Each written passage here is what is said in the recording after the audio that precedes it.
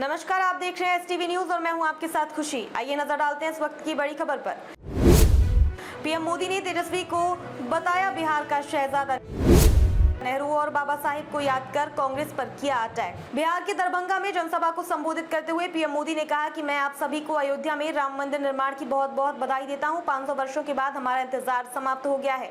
हमारे पूर्वज पिछले 500 वर्षों तक संघर्ष करते रहे, बलिदान देते रहे। शायद हमारे पूर्वजों को पता था कि कभी न कभी कोई बेटा पैदा होगा जो 500 साल के इंतजार को पूर्ण करके भगवान राम मंदिर का निर्माण करेगा। प्रधानमंत्री मोदी ने कहा कि अयोध्या में जब रामलला की प्रतिष्ठा हो रही थी, मैंने कहा था भारत आने वाली 1000 साल का भविष्य लिखेगा। पीएम मोदी ने कहा कि आज भारत के भाग्य ने करवट ली है, बिहार के भाग्य ने भी करवट ली है।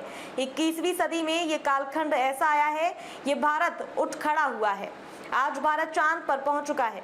तेजस्वी व राहुल गांधी पर कसा तंज। तेजस्वी और राहुल गांधी पर तंज कसते हुए पीएम मोदी ने कहा कि जैसे एक शहजादे दिल्ली में है, वैसे एक शहजादे पटना में है।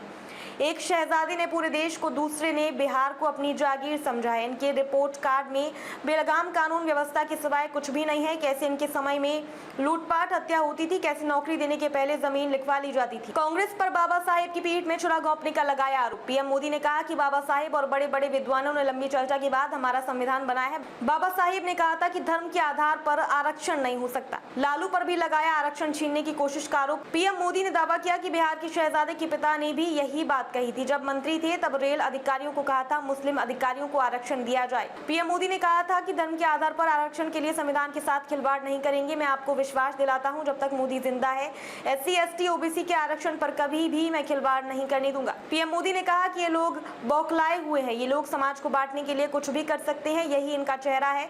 मां भारती की रक्षा के लिए जो सीने पर गोली खाता है वह पहले भारतीय होता है, लेकिन आरजेडी के लोग इसे हिंदू मुस्लिम की नजर से देखते हैं। क्या हम अब्दुल हमीद को इसलिए याद करते हैं कि वह मुस्लिम थे? ये एयर स्ट्राइक पर सवाल उठाते हैं, आर्मी चीफ को गाली देते हैं। देशवासी सब देख रहे हैं। दिल्ली महाराष्ट्र में काम कर रहे मजदूरों का लिया नाम। INDI पर आरोप लगाते हुए पीएम मोदी ने कहा कि दिल्ली में इंडी गठबंधन की सरकार थी, वहां से साजिश करके बिहार के नौजवानों को वापस भेज दिया गया था।